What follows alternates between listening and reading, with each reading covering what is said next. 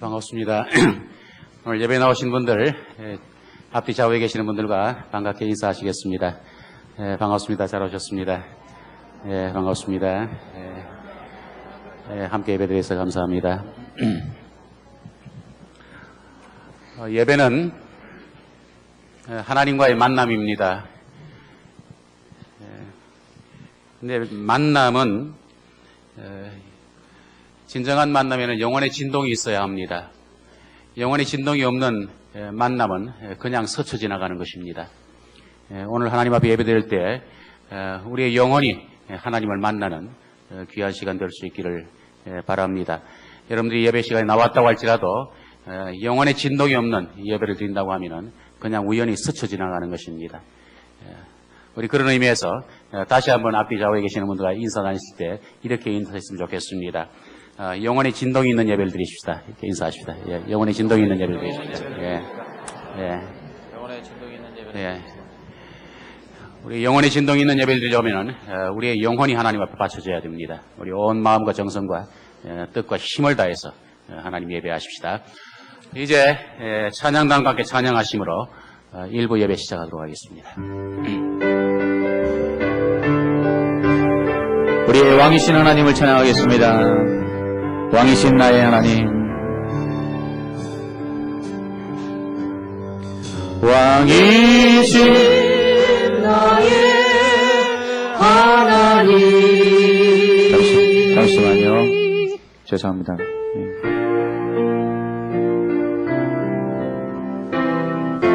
왕이신 나의 하나님,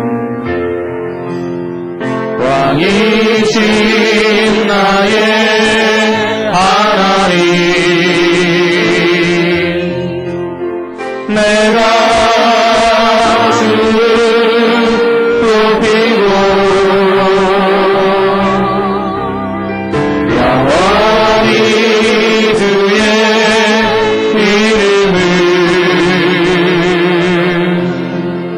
성축하리이다.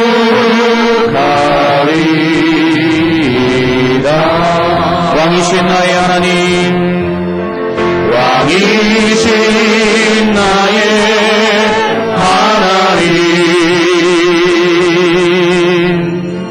내가 주를 높이고 영원히 주의 이름을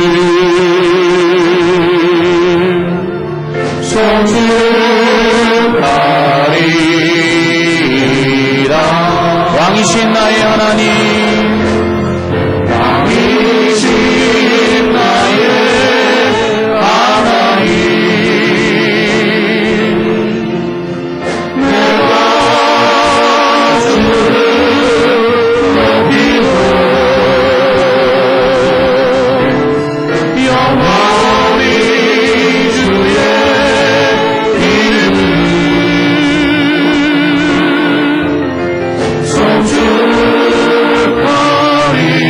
성축하리이다.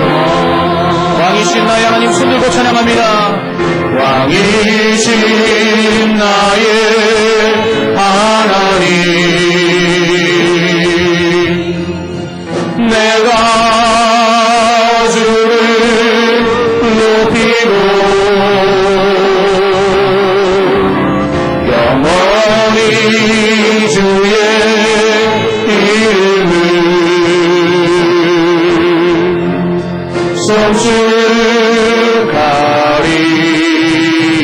성축하리이다. 주를 찬양하며 주를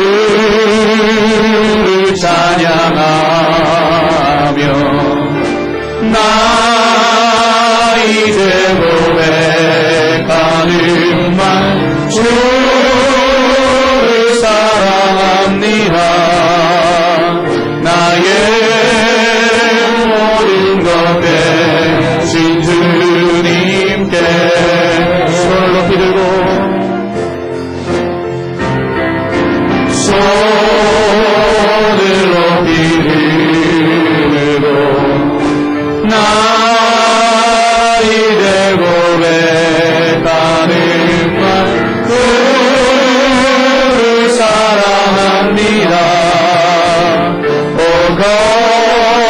거룩하신 주의 이름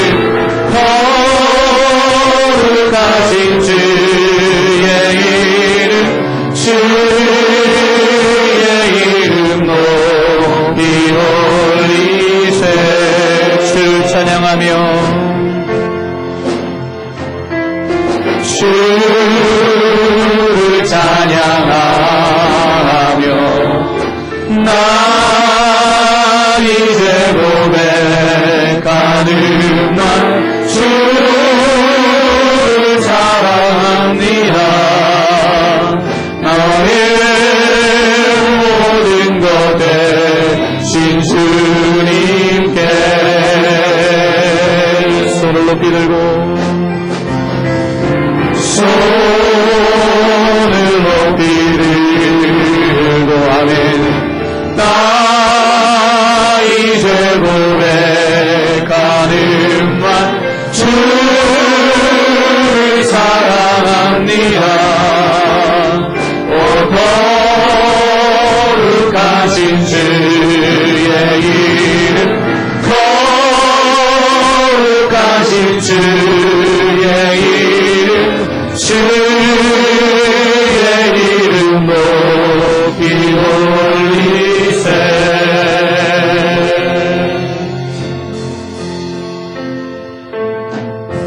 비난처 있으니 반란을 당한 자 이리 오라 땅들이 변하고 물결이 일어나 산 위에 넘치는 두렵잖네 이방이 떠들고 나라들 모여서 진동하나 우리 주 목소리 한 번만 하시면 천하의 모든 것 망하겠네 만유주 여호와 우리를 도우니 피난처요 세상의 난리를 그치게 하시니 세상의 장dom이 쓸데없네 높으신 여호와 우리를 구하니 할렐루야 괴로움이 심하고 반란이 극하나 피난처 있으니 일절부터 다시 부릅니다. 피난처 있으니 피난처 있으니 반란을 당한 자 이리 오라 아멘 땅들이 변하고 물결이 일어나 산 위에 넘치는 두렵잖네 이방이 떠들고 나라들 모여서 진동하나 우리 주 목소리 한 번만 하시면 천하의 모든 것 망하겠네 만유주 여호와 우리를 도우니 피난처요 세상의 난리를 그치게 하시니 세상의 장dom이 쓸데없네 높으신 여호와 우리를 구하니 할렐루야 아멘 괴로움이 심하고 반란이 극하나 피난처 있으니 여호와여 아멘 우리 다 자리에서 일어나셔서 만왕의 왕께 찬양으로 영광 돌리겠습니다.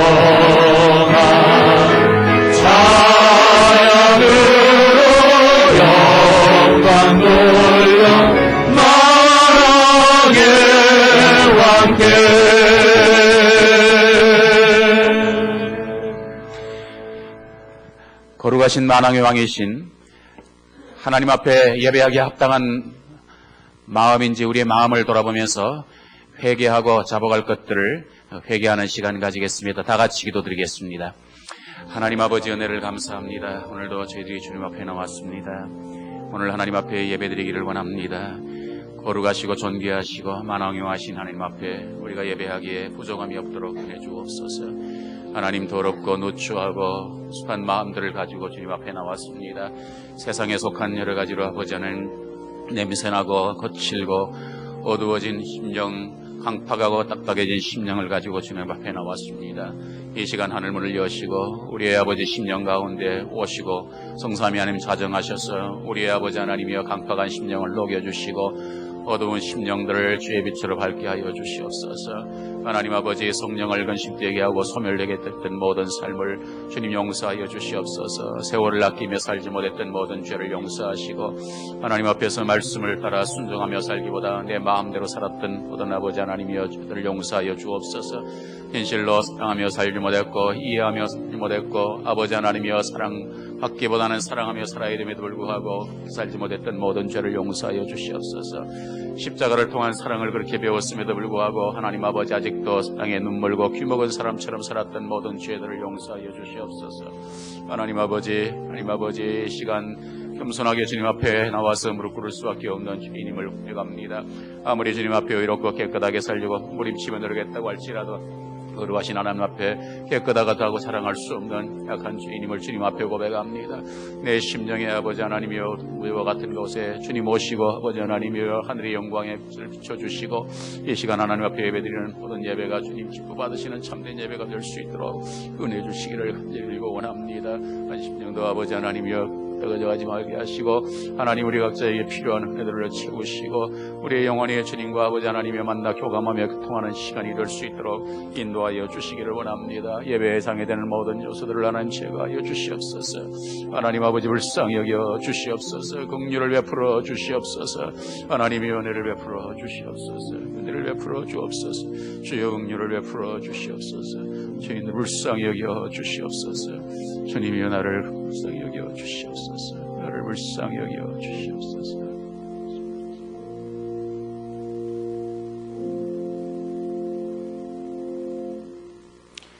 우리가 우리 죄를 자백하면 하나님은 우리의 모든 죄를 예수 그리스도의 이름으로 깨끗하게 사해 주신다고 약속하셨습니다. 이 약속을 믿고 이제 담대하게 하나님 앞에 예배 자리에 나가겠습니다. 다 자리에 앉으시겠습니다. 최영복 장로님 우리를 대표해서 기도하시겠습니다.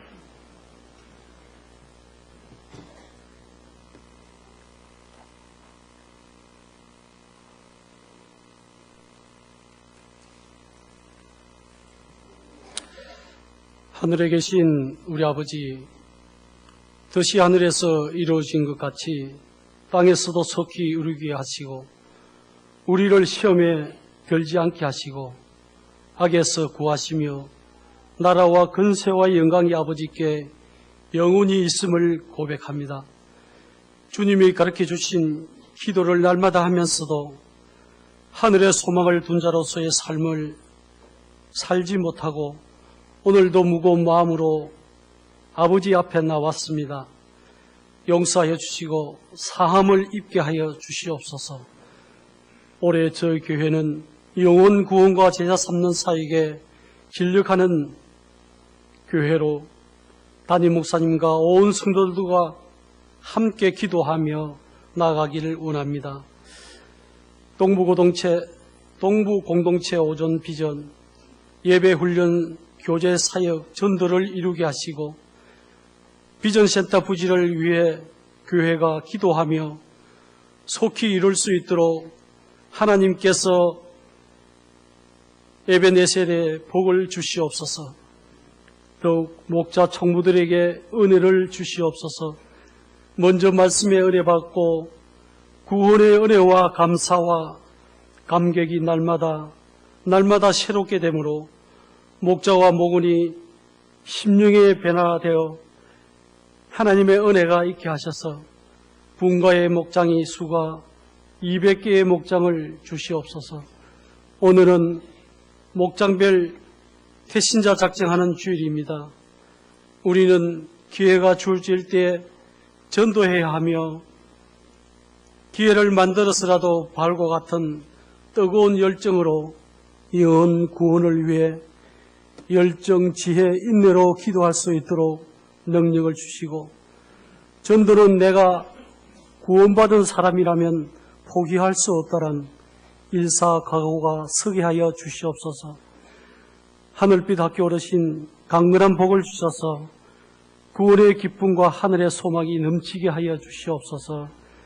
교회 학교가 더욱 부흥되게 하시고 청소년들이 비전을 품고 기도하며 이들을 위해 수고하시는 교육자와 교사들에게 잘 지도할 수 있도록 능력과 사랑을 베풀어 주시옵소서.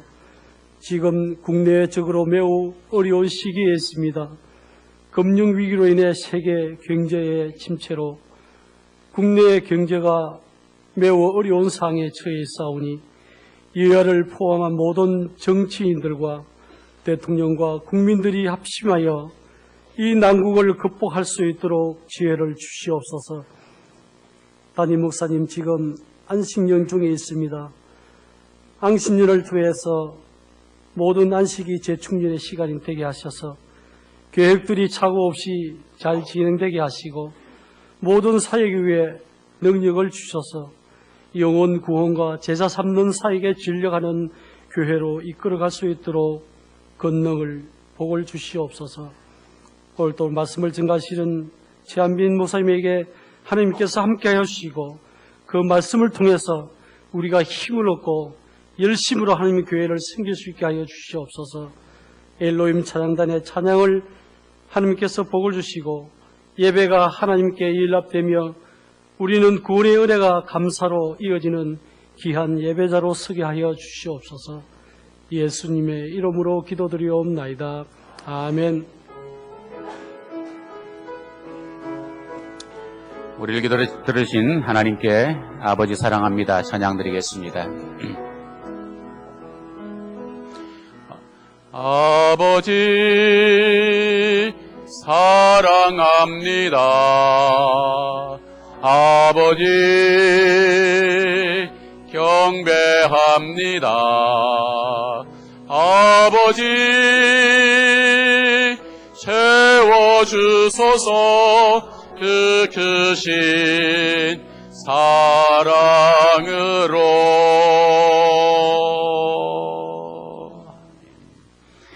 엘로힘 찬양단 준비한 찬양으로 하나님 앞에 영광 돌리겠습니다.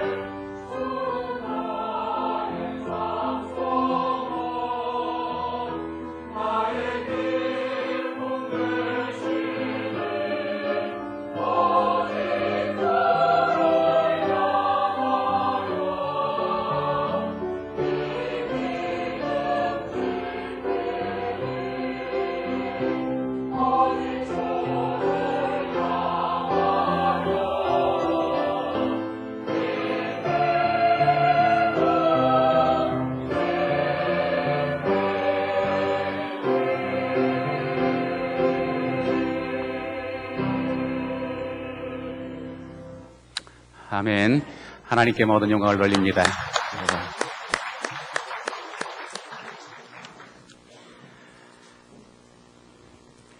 성도의 교제 시간입니다. 2월 1일 교회 소식을 말씀드리겠습니다. 우리 교회 공동체의 기도 제목을 위해서 여러분들 계속해서 열심히 기도해 주시기를 바랍니다. 2월은 태신자 작정의 달입니다. 올해 우리 교회 영혼 구원과 제자 삼는 사역에 진려가는 교회, 이 교회상을 이루기 위해서 2월 한 달 동안 이제 목장별로 또 개인별로 올해 전도하실 분들 대상을 정하시고 또 마음에 품고 기도하시고 힘쓰시는 한 해가 될 수 있기를 바랍니다. 오늘 태신자 작정주일입니다. 지난 주일에 이미 여러분들에게 나눠드린 작정 용지 오늘 다 기록하셔서 헌금 시간에 그 용지 함께 여러분들 내주시기를 바랍니다. 그리고 이 태신자들을 위해서 목장에서 함께 여러분들이 최선을 다해서 수고하시고 또한 좋은 열매를 맺을 수 있게 되기를 바랍니다. 헌신예배와 특별 새벽기도의 안내입니다.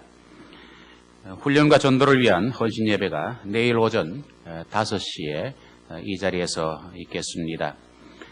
그리고 2월 특별 새벽기도에 아울러서 수요일까지 계속되겠습니다. 이번 강사는 장충교회 심호하시는 남창호 목사님 오셔서 3일 동안 우리에게 귀한 말씀을 전해주시겠습니다. 여러분들이 아시는 것처럼 이 새벽에 외부 강사를 모신다는 게 굉장히 힘이 든데 또 이 귀한 강사를 모신다는 건 더 힘이 듭니다. 이번에 또 귀한 우리 목사님 모시고 3일 동안 말씀 듣게 되었습니다. 내일 훈련과 전도를 위한 헌신 예배 여러분들 다 나오셔야 되겠습니다만은 매달 우리가 3일씩 하는 특별 새벽기도에 이 특별 새벽기도에는 평소에 새벽기도에 나오시지 못하시는 분들을 위해서 특별히 붙은 겁니다.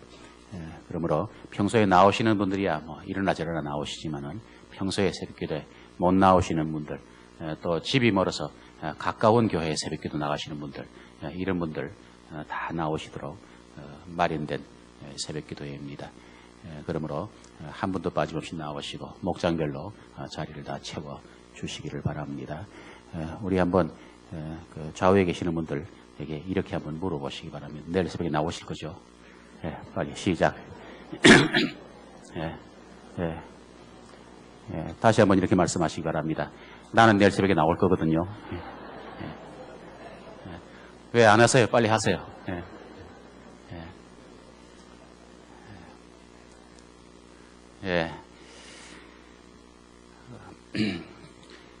단기 선교 팀은 모집합니다. 선교사역국에서 2009년도 1차 단기 선교 팀을 파송하기 위해서 팀원을 모집하고 있는데 사역할 국가는 중국입니다. 중국 하남성입니다.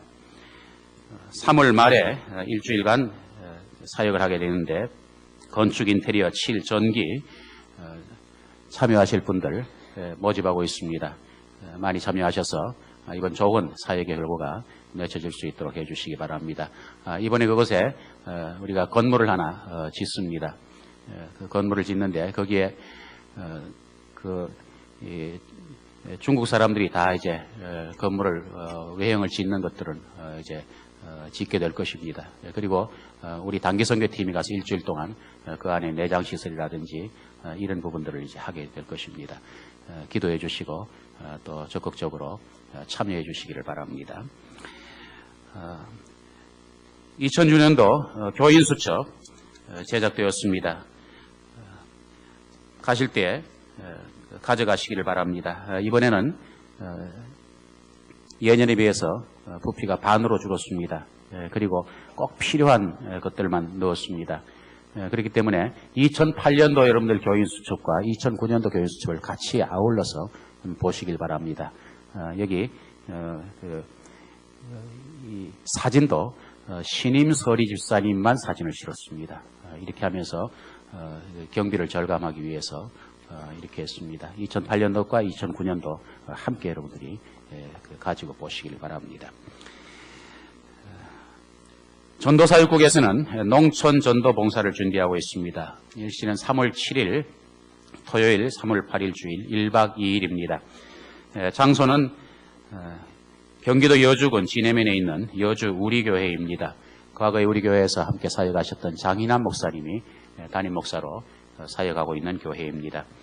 모집 분야 주보를 참고해 주시기 바라고 참여하실 분들 사무실에서 참가 신청서를 작성하시고 제출해 주시기를 바랍니다. 교제사역위원회에서 동호회 등록과 회원 신청을 받고 있습니다.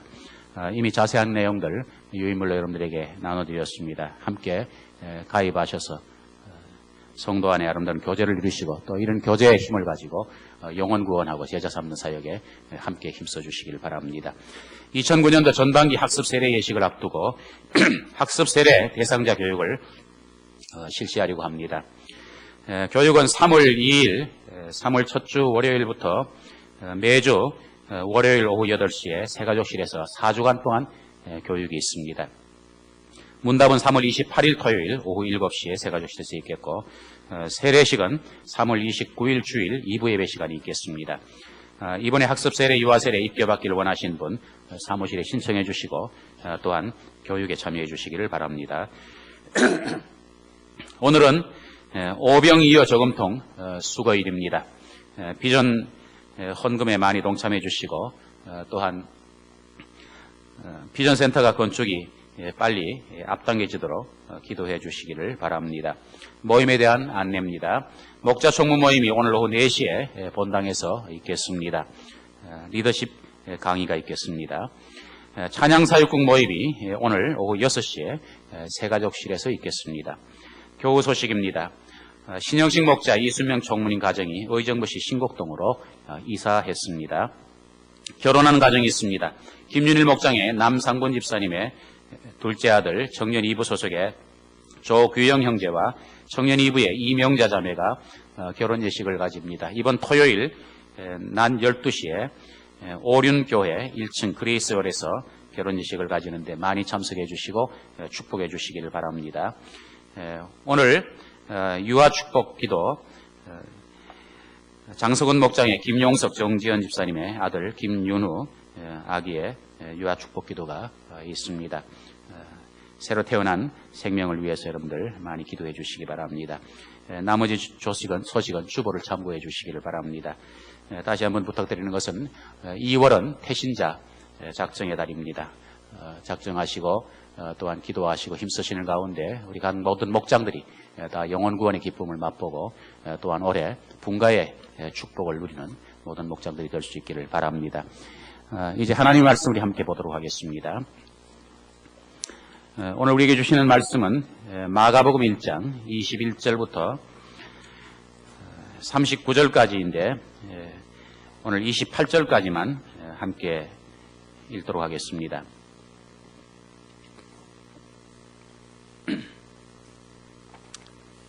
마가복음 1장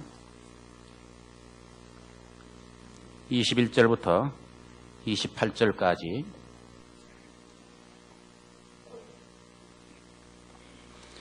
교독하겠습니다. 21절 제가 먼저 읽겠습니다. 그들이 가브나움에 들어가니라. 예수께서 곧 안식일에 회당에 들어가 가르치심에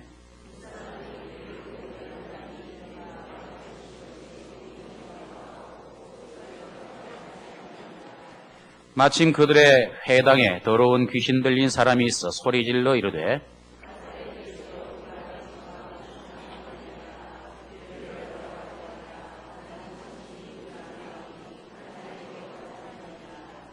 예수께서 꾸짖어 이르시되 잠잠하고 그 사람에게서 나오라 하시니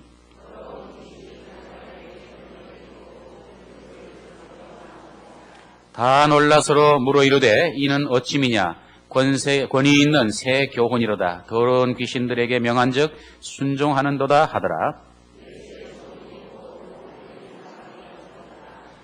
아멘. 오늘 이 시간 최한민 목사님 주님과의 동행이라는 제목으로 말씀 전거해 주실 때 큰 은혜의 시간 되시기 바랍니다.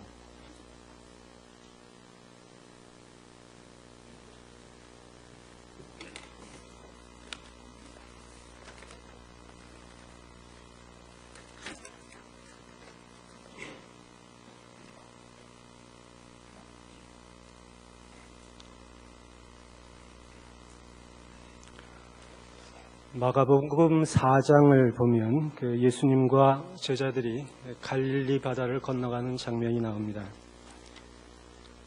예수님은 배 안에서 주무시고 계십니다. 그런데 갑자기 바다에 광풍이 입니다. 배가 심하게 요동치기 시작합니다. 이 바닷물이 배 안으로 들어옵니다. 배는 점점 물로 가득 채워지게 되죠. 예수님과 함께 배를 탔던 제자들은 두려워하기 시작합니다. 허겁지겁 물을 퍼내지만 그러나 들어오는 물을 감당할 수 없게 됩니다. 이들은 이제 잠에 들어 계시는 예수님을 깨웁니다. 잠에서 깨신 예수님은 바람을 꾸짖어 바다를 잔잔케 하십니다. 여러분이 잘 아시는 그러한 내용일 것입니다. 저는 이 사건을 묵상하면서 이러한 질문과 대답을 제 스스로 해보았습니다. 제자들은 왜 그렇게 무서워했는가? 여러분도 한번 스스로 답해 보십시오. 왜 무서워했을까요? 네, 그렇습니다. 풍랑이 일어나고 자신들이 타고 있는 배에 물이 들어오게 되니까 당연히 두려워했겠죠. 그러면 제자들이 본 그러한 풍랑과 물은 정말이었는가? 아니면 그들은 환상을 보았는가? 대답은 정말로 광풍이 일었고 정말로 물이 들어온 것입니다. 또 저는 저에게 이런 질문을 합니다. 그렇다면 제자들이 두려워하는 것은 당연한 것이 아닌가? 그래, 맞아. 당연히 우리도 같이 그러한 배를 타고 있었다면 당연히 두려워하는 것이 맞지 라고 저는 이렇게 대답을 합니다. 그런데 여러분 성경을 보시면 그 예수님께서 제자들을 향하여 책망하시는 그러한 모습을 보게 되죠. 왜 그럴까요? 당연히 배 안에 물이 들어오고 배가 잠기게 되었을 때 두려워하는 것은 당연한 이치인데도 왜 그러한 부분에 대해서 예수님은 칭찬이 아니라 혹은 그것을 내가 이유 있다 이렇게 말씀하시지 않고 책망을 하실까요? 저는 그것에 대해서 이렇게 대답합니다. 제자들은 당연히 그것을 보고 두려워하는 것이 마땅했지만 그러나 그들이 알지 못하고 있었던 것이 있었다. 그것은 그들과 함께 하고 계시는, 그들과 동행하고 계시는 예수님께서 바람을 잔잔케 하고 풍랑을 멈추게 하시는 그런 능력이 있다는 사실을 제자들이 알지 못했기 때문이라는 것입니다. 저와 여러분의 공통점이 있습니다. 그것은 바로 예수 그리스도를 믿는 자들이라는 것이죠. 예수 그리스도를 믿는다는 것은 예수님이 우리와 함께 하신다는 사실을 믿는 것을 말합니다. 우리와 함께 하시는 예수님은 그냥 평범하신 분이 아니라 하늘과 땅의 모든 권세를 가지신 그분, 하나님께서 이 온 땅을 창조하실 때 함께 하셨던 그분, 그 예수님께서 저와 여러분과 함께 하신다는 것을 믿는 사람들, 이 사람들을 우리는 예수님을 믿는 사람들이라고 이야기합니다. 만약에 우리가 이러한 예수님에 대해서 정확히 알고 있다면 우리는 파도가 아니라 그 어떠한 것이 우리들에게 닥친다 하더라도 우리는 두려워하지 않게 될 것입니다. 그러나 그러한 예수님에 대해서 잘 알지 못하고 있거나 알고 있다고 생각하더라도 잘못 알고 있다면 우리는 당시의 제자들이 두려워했던 것처럼 동일하게 두려워할 수밖에 없다라는 것이죠. 분명히 예수님은 제자들과 동행하셨습니다. 지금 이 자리에서 제가 여러분들에게 확신 있게 이야기할 수 있는 것은 예수님께서 저와 여러분과 함께 동행하신다는 사실입니다. 이 사실을 믿으십니까? 아멘.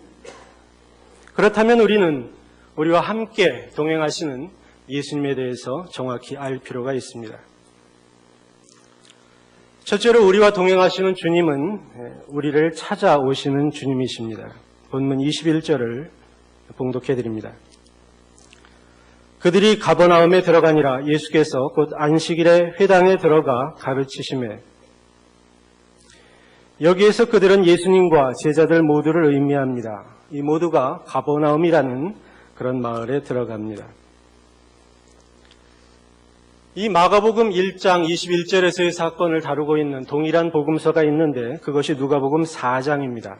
31절의 기록을 보면 갈릴리 가버나움 동네에 내려오사 안식일에 가르치시며라는 이러한 말씀이 있는데 다시 말씀드립니다. 갈릴리 가버나움 동네에 내려오사라는 기록이 있다는 것입니다. 예수님께서 가버나움에 오셨습니다. 그러나 사실 성경은 우리에게 이야기해 줍니다. 예수님의 찾아오심은 그 가버나움에서부터 비롯된 것이 아니라 하늘에서부터 비롯됐다는 것입니다. 요한복음 1장 11절에는 참빛이 자기 땅에 왔다라고 기록하고 있고 1장 14절에서는 말씀이 육신이 되었다라고 말하고 있습니다. 하나님이신 예수님께서 바로 이 땅에 오신 것이죠. 예수님이 찾아오신 그 사람들이 있습니다. 그 사람들은 이 땅에서 많은 것을 가졌다고 자랑하는 사람들이 아니라 심령이 가난한 사람들, 그러한 사람들에게 찾아오셨습니다. 예수님께서 찾아오신 사람은 남을 억압하며 희희낙낙하는 그러한 사람들에게 찾아오신 것이 아니라 애통하는 자들에게 찾아오셨습니다. 예수님이 찾아오신 사람은 자신의 의의를 마음껏 드러내는 그러한 사람들이 아니라 자신의 죄를 인정하며 그 죄로 인하여 자기의 가슴을 치는 그러한 사람들에게 찾아오셨습니다. 예수님은 자신의 병듦, 부족함, 무능력, 그리고 죄악으로 인해서 눈물 흘리는 그러한 사람들에게 찾아오셨다는 것입니다. 이제 우리는 요한복음 21장에 갈릴리 바다의 한 그러한 그 장면을 생각해 보도록 하십시다. 예수님께서 십자가에서 돌아가신 다음에 제자들은 절망했습니다. 왜 절망했을까요? 그렇습니다. 3년 동안 예수님을 따라다녔거든요. 예수님이 메시아이시다. 분명히 이 땅에 메시아의 왕국을 이룰 것이라는 확신을 가지고 제자들은 예수님을 따랐습니다. 그런데 그 예수님께서 십자가에서 무참하게 운명하셨던 것입니다. 제자들이 할 수 있는 일이라고는 이제 자신이 예전에 종사했던 그 직업으로 그 일터로 돌아가는 것밖에 없었습니다. 그래서 그들은 갈릴리 바다로 갑니다. 그래서 다시금 그물을 잡고 그리고 밤이 새도록 그물을 던집니다. 그런데 아무리 그물을 그렇게 던져도 고기는 한 마리도 잡히지 않아요. 그때 제자들의 마음은 어땠을까? 특별히 베드로의 마음은 어땠을까? 저는 이것을 생각해 봅니다. 다른 제자들보다도 베드로의 마음은 참 무거웠을 것입니다. 왜입니까? 베드로는 예수님을 3번씩이나 부인했기 때문이죠. 마태복음 26장 75절을 보면 이에 베드로가 예수의 말씀에 닭 울기 전에 네가 3번 나를 부인하리라 하심이 생각나서 밖에 나가서 심히 통곡하니라 라는 말씀이 있습니다. 예수님의 죽으심, 절망함, 그리고 예전의 삶으로 다시 돌아감, 그 갈릴리 바다에서 다시 그물을 던짐, 그러나 한 마리도 낚지 못함, 이러한 연속되는 고통과 좌절, 거기에다가 나는 예수님을 배반한 사람이다 라는 이러한 자책감이 아마 베드로를 짓누르고 있었을 것입니다. 그런데 요한복음 21장에서 예수님께서 그 베드로를 찾아오십니다.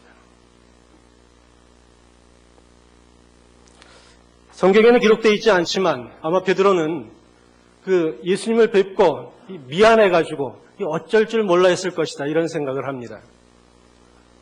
왜냐하면 예수님께서 요한의 아들 시몬아 내가 나를 사랑하느냐 이렇게 묻지 않습니까? 그것도 한 번 물으시고 끝난 것이 아니라 2번 물으시고 다시 3번 물으십니다. 이 베드로가 주여 내가 주를 사랑하는 줄 주께서 아십니다라고 그렇게 이야기를 하는 것을 우리가 보게 됩니다. 베드로는 예수님 앞에서 얼굴을 들 수 없었습니다. 자신을 찾아오신 그 예수님, 그러나 자신은 그 예수님을 맞아들일 만한 그러한 사람이 아니라는 것을 베드로는 너무도 잘 알고 있었을 것이다. 저는 이렇게 생각합니다.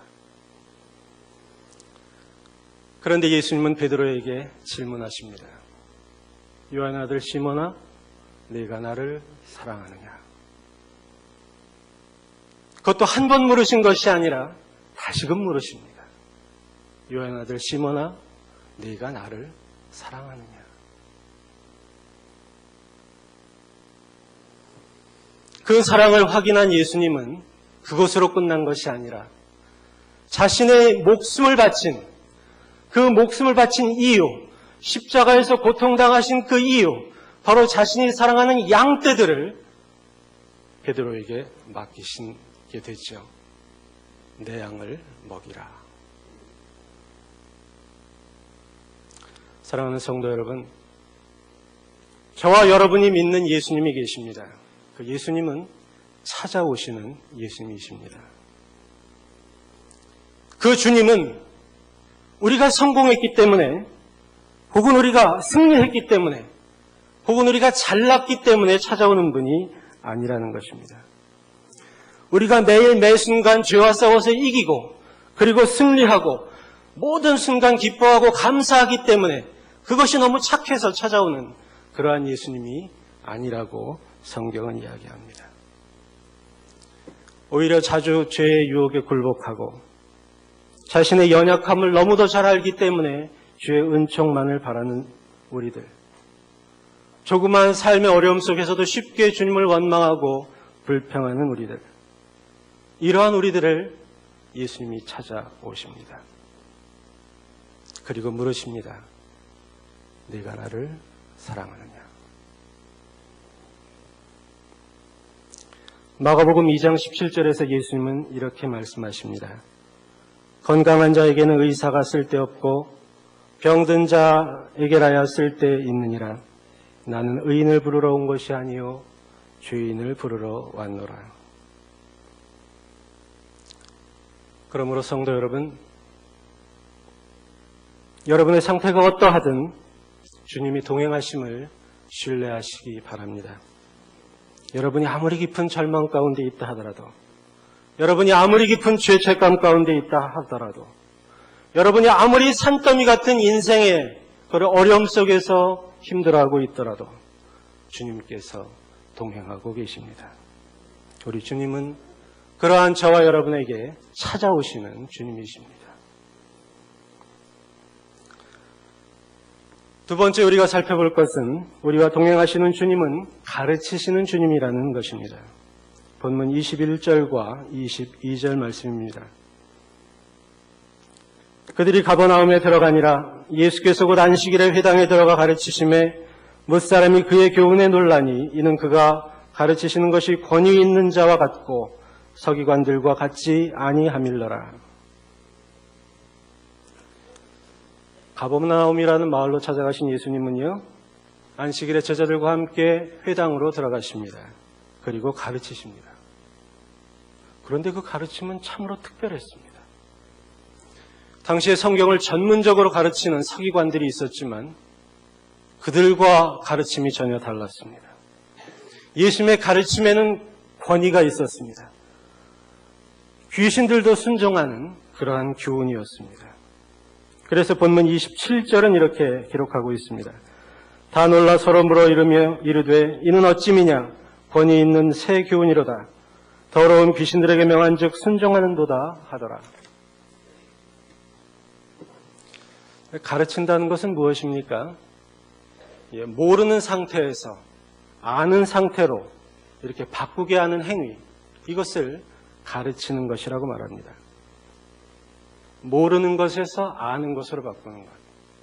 곧 가르친다는 것은 모르는 것이 있다라는 뜻이죠. 모두 다 알고 있다면 가르칠 필요가 없습니다. 모르는 것이 있기 때문에 바로 가르침이 필요한 거죠.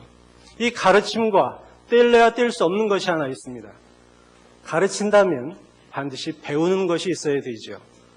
배움이 없는 가르침은 있을 수 없고 가르침이 없는 배움은 또한 있을 수 없습니다. 그런데 이런 배움과 가르침의 관계 속에서 우리가 하나 생각할 것이 있는데요. 어떠한 그 가르침과 배움은 굉장히 중요한 것이 있습니다. 그리고 어떤 것은 조금 덜 중요한 것이 있고요. 어떤 것은 굉장히 소중한 것이 있고 어떤 것은 그렇게 소중하지 않은 것이 있습니다. 이 땅에 참 많은 가르침과 많은 배움이 있지만 그 중에서 중요한 것과 그렇지 않은 것이 있다라는 말씀이죠. 그러므로 이 시간에 제가 여러분께 한 가지 질문하고 싶은 것이 있습니다. 이 세상에서 가장 중요한 가르침, 모든 인생이 꼭 배워야 할 가르침, 그것은 무엇일까요?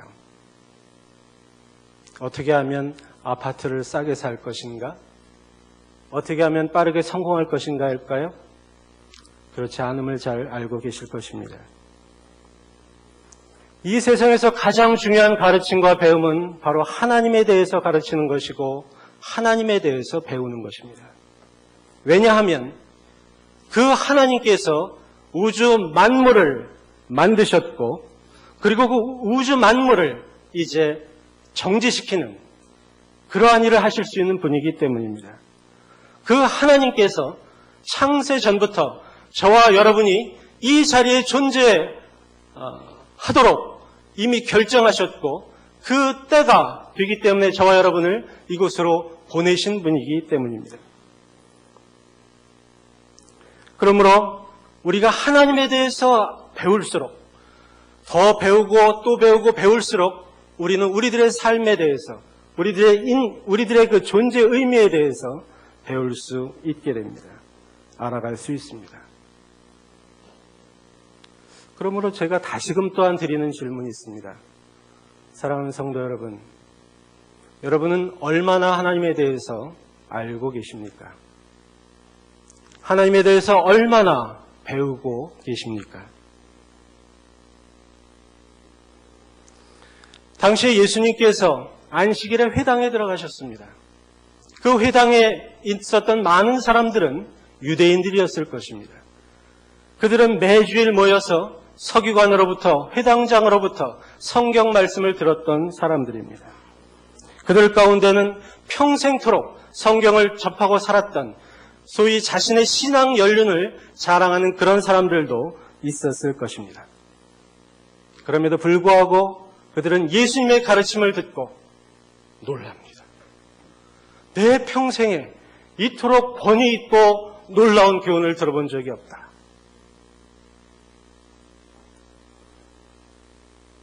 다시금 여러분에게 여쭤봅니다. 여러분 하나님에 대해서 얼마나 알고 계십니까? 혹시라도 매주일 강단을 통해서 선포되어지는 설교 말씀을 들으시며 나 저거 다 아는 내용이야. 이렇게 생각하고 계시지는 않습니까? 그러면서 몸은 여기 있으되 생각은 딴 데 있도다. 혹시 그렇지는 않으십니까? 아니면 하나님은 너무 크셔. 우리 같은 유한한 존재가 어떻게 그 크신 하나님에 대해서 알 수 있겠어? 나는 포기하고 말 거야. 라고 하면서 배우기를 내려놓은 그런 상태이지는 않으십니까? 이 시간 가버나움 회당에서 말씀하시는 주님께서 이 자리에 저와 여러분에게 말씀하십니다. 하나님을 알기 위해 노력하십시다. 이것은 저의 말이 아닙니다. 호세아 선지자가 호세아서 6장 3절에 우리가 여호와를 알자, 힘써 여호와를 알자라고 했던 말씀입니다.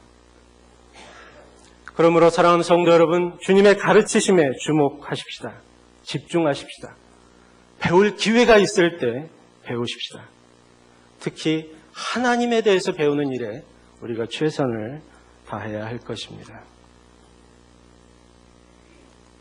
사도행전 17장 11절에 베레아에 있는 사람들은 데살로니가에 있는 사람들보다 더 너그러워서 간절한 마음으로 말씀을 받고 이것이 그러한가 하여 날마다 성경을 상고함으로 라고 기록하고 있습니다. 저는 이 본문을 이렇게 바꿔봅니다.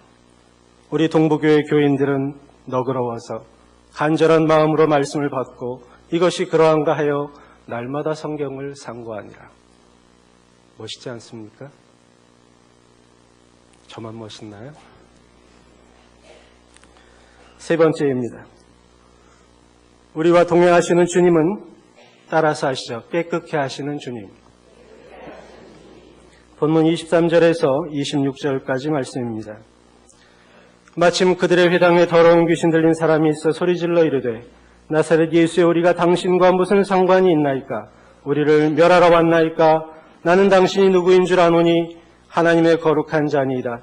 예수께서 꾸짖어 이르시되 잠잠하고 그 사람에게서 나오라 하시니 더러운 귀신이 그 사람에게 경련을 일으키고 큰 소리를 지르며 나오는지라.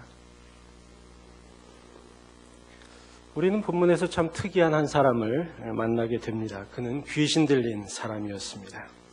악한 영이 그를 장악하고 있었죠. 이 악한 영은 그 사람으로 하여금 소리 지르게 합니다. 그리고 번잡스럽게 하고 경련을 일으키게 합니다. 그래서 마가는 그 악한 영을 더러운 귀신이다 이렇게 칭하고 있습니다. 다시 말해서 이 귀신 들린 그 사람으로 하여금 더럽게 하는 영이라는 뜻이죠. 저는 본문을 묵상하면서 지금 우리가 살고 있는 이 세상에 대해 생각해 보았습니다. 성경이 이미 이야기하고 있더라고요. 이 세상에 공중권세 잡은 자가 있다라고 말입니다. 에베소서 2장 2절 말씀입니다. 그때 너희는 그 가운데서 행하여 이 세상 풍조를 따르고 공중의 권세 잡은 자를 따랐으니 곧 지금 불순종의 아들들 가운데서 역사하는 영이라. 티벳 고원을요, 서양 사람들은 신비의 땅이라고 합니다. 중국의 남부에 있는 히말라야 산맥을 끼고 있는 그러한 아주 광활한 땅이죠. 그 티벳의 중심에 라사라는 도시가 있습니다. 그 라사의 중심에 푸탈라궁이라는 그러한 사원이 있죠. 여행을 좋아하는 여행객이라면 반드시 한 번쯤은 가보고 싶은 곳입니다. 저도 중국에서 사역하면서 한 번도 그곳을 가보지 못했기 때문에 참 가고 싶었던 곳입니다. 그런데 하나님께서 허락해 주셔서 이제 우리 목사님과 그쪽 사역자들과 함께 이렇게 그쪽의 사역지를 돌아보게 되었습니다. 그 길에서 이제 푸탈라궁에 도착을 했죠. 산 위에 세워진 그 궁, 참 신비롭더라고요. 그 앞에 보니까 막 그 티베트인들이 거기를 향해서 절을 하고 있었습니다. 어렵게 이제 그 궁을 쭉 돌아보는 시간이 있었어요. 이 방 있고 저 방 있고 다 방들이 있는데 그 중에 거의 마지막 부분에 티베트인들이 상당히 소중하게 여기는 그러한 한 방에 도착을 했습니다. 그 방에는 그러니까 한국말로 영탑이라는 그러한 탑이 있는 방에 들어갔습니다. 그 영탑은 순금으로 만들어져 있었고 거기에는 아주 진귀한 보석들이 촘촘히 박혀 있었습니다. 너무도 아름다워서 안내자에게 물어봤어요. 이 영탑 안에는 도대체 뭐가 있습니까? 그랬더니 그 안내자가 얘기를 하더라고요. 저 영탑 안에는 역대 달라이 라마의 시체가 있습니다.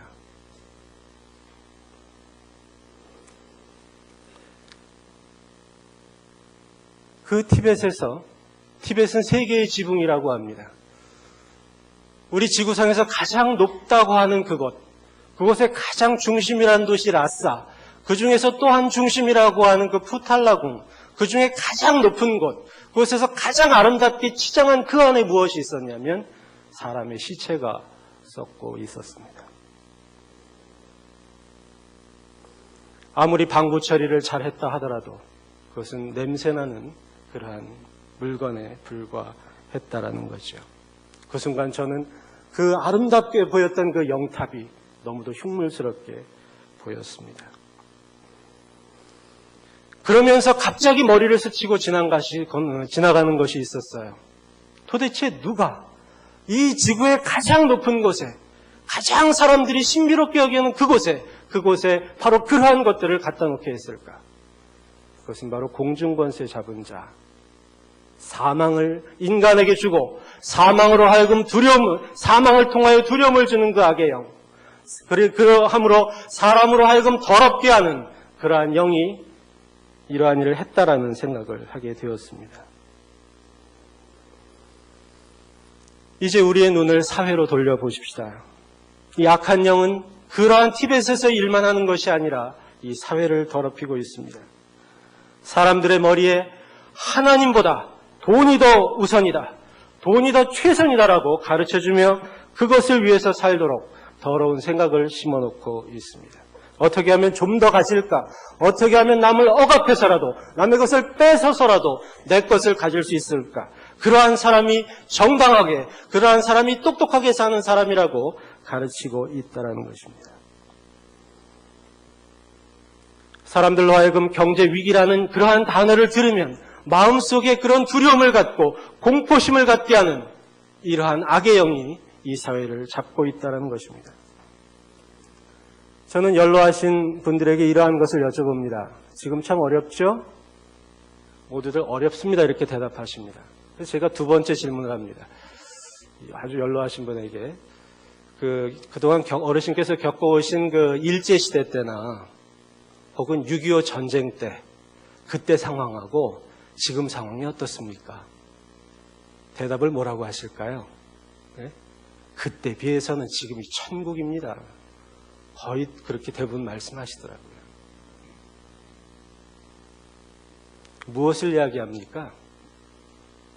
우리가 정작 두려워해야 할 것, 우리가 정작 옷깃을 여미고 그리고 정작 의뢰해야 할 그 대상, 그분은 바로 우리와 함께 동행하시는 주님이라는 사실입니다. 이제 그 눈을 우리 자신에게로 돌려보십시다.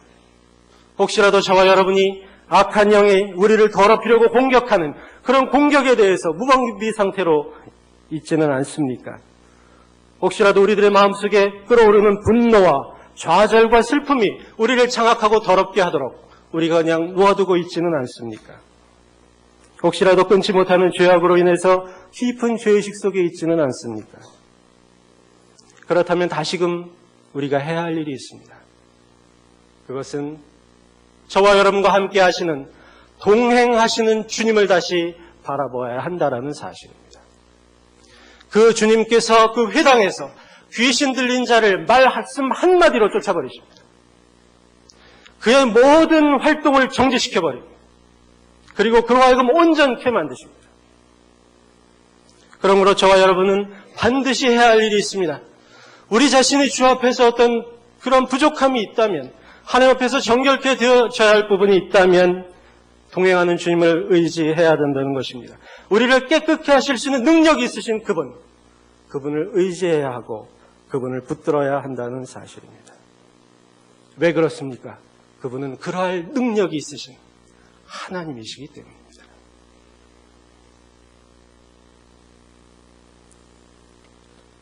예수님은 저와 여러분을 찾아오신 분입니다.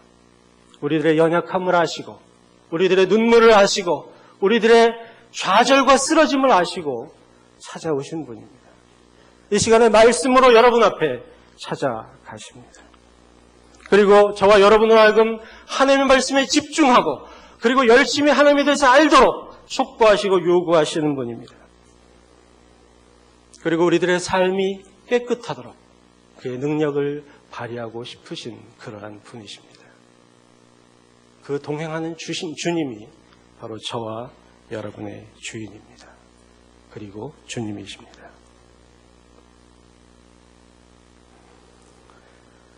이러한 주님을 우리가 의지할 때 28절의 결과가 나타납니다.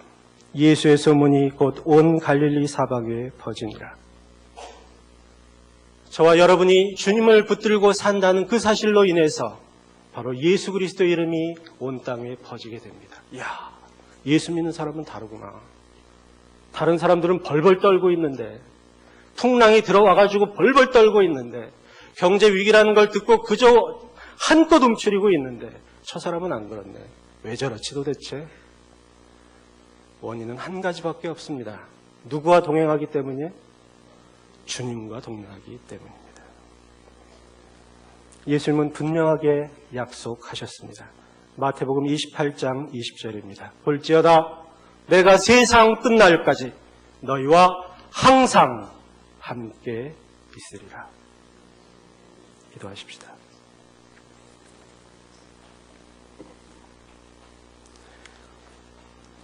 우리와 동행하시는 하나님, 두세 사람이 내 이름으로 모이는 곳에 내가 너희와 함께 한다고 약속하신 주님, 이 자리에 이 동부교회 공동체가 하나님 앞에 전심으로 드린 예배에 임재하시고 말씀하시는 주님을 찬양합니다. 머리 숙인 귀한 하늘의 백성들의 삶 속에 동일하게 임재하시고 역사하여 주시옵소서. 모든 눈물과 아픔을 씻어주시고 주께서 친히 가르쳐 주시옵소서. 주께서 정결케 하시고 거룩케 하심으로 우리들의 삶을 통하여 하나님께 영광 돌리게 도와주옵소서. 예수님의 이름으로 기도드리옵나이다. 아멘.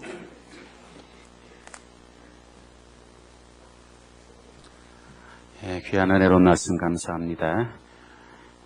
찾아오시고 가르치시고 깨끗게 하시는 주님과 동행하는 가운데서 주님의 이름이 우리를 통해서 높이 영광을 받으시는 삶을 살아가시고 승리하시기 바랍니다. 이제 준비하신 예물 하나님 앞에 드릴 때 정영태 목장 식구들 찬양을 하나님께 영광 돌리겠습니다.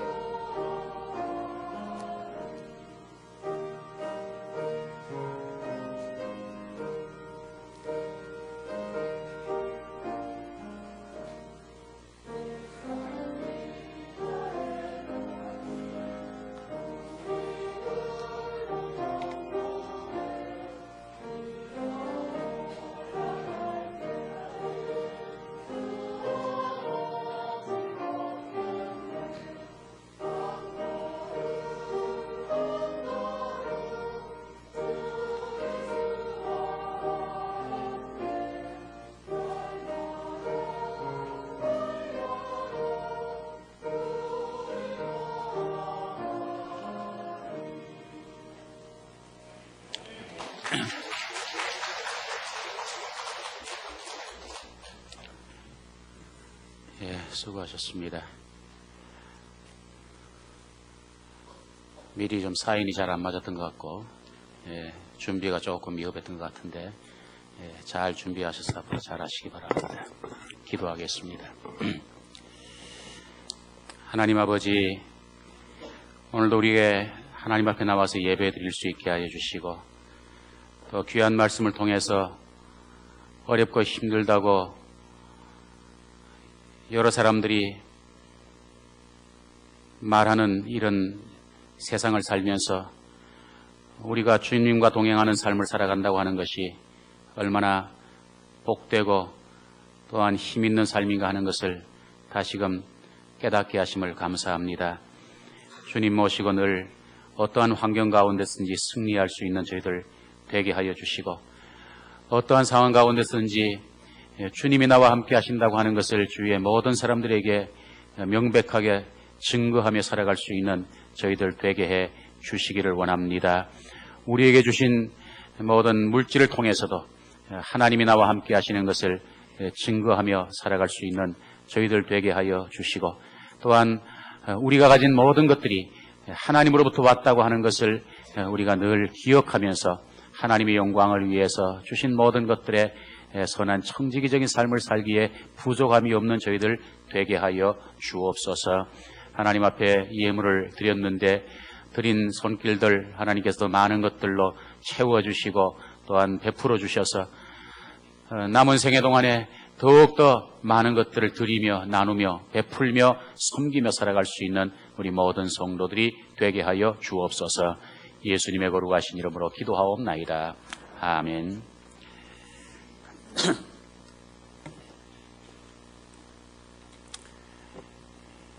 이제 우리 다 함께 일어나시겠습니다. 말씀의 뜻을 생각하시면서 430장 좀 전에 부른 찬송 우리 다 같이 부르시도록 하겠습니다.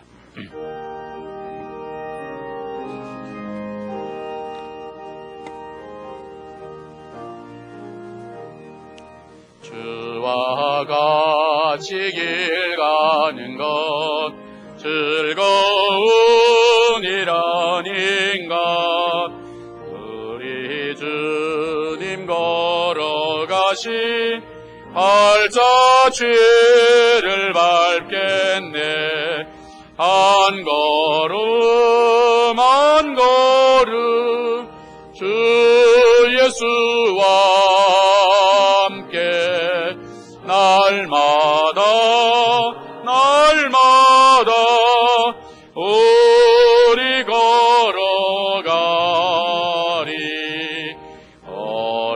어린아이 같은 우리 미련하고 약하나 주의 손에 이끌리어 생명길로 가겠네. 한 걸음 한 걸음 주 예수와 함께 날마다 날마다 우리 걸어가리. 꽃이 피는 들판이나 험한 골짜기라도 주가 인도하는 대로 주와 같이 가겠네.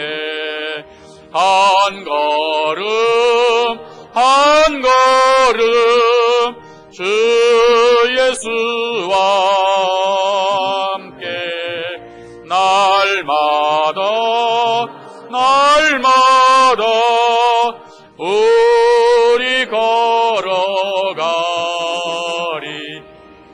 옛 선지자의 노까지 우리들도 천국에 들려 올라갈 때까지 주와 같이 걷겠네. 한 걸음 한 걸음 주 예수와 함께 날마다 우리 걸어가리.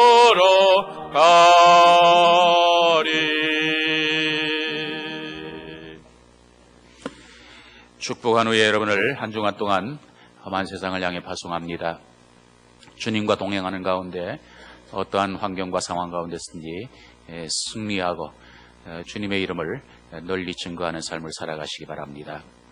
주 예수 그리스도의 은혜와 하나님 아버지의 극진하신 사랑하심과 성령의 교통하심이 오늘 주님 앞에 나와서 예배드리고 다시금 험한 세상을 향해 믿음으로 나아가는 주의 모든 백성들 머리머리 위에 이제로부터 영원토록 함께 있을지어다. 아멘.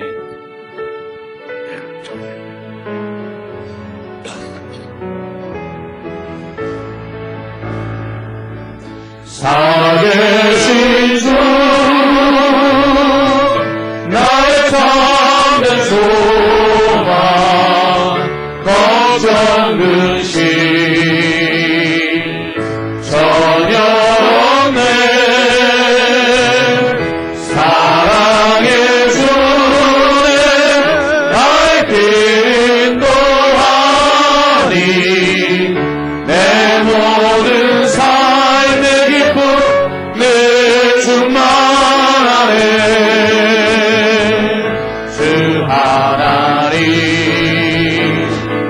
동생자 예수 날 위하여 오시었네. 내 모든 죄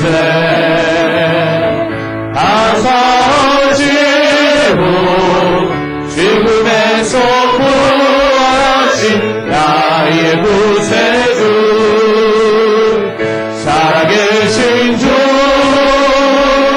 나의 참된 소망 걱정 근심 전혀 없네. 사랑의 주내 발길 인도하니 내 모든 삶의 기쁨 늘 주만 안에. 한 주간도 승리하십시오.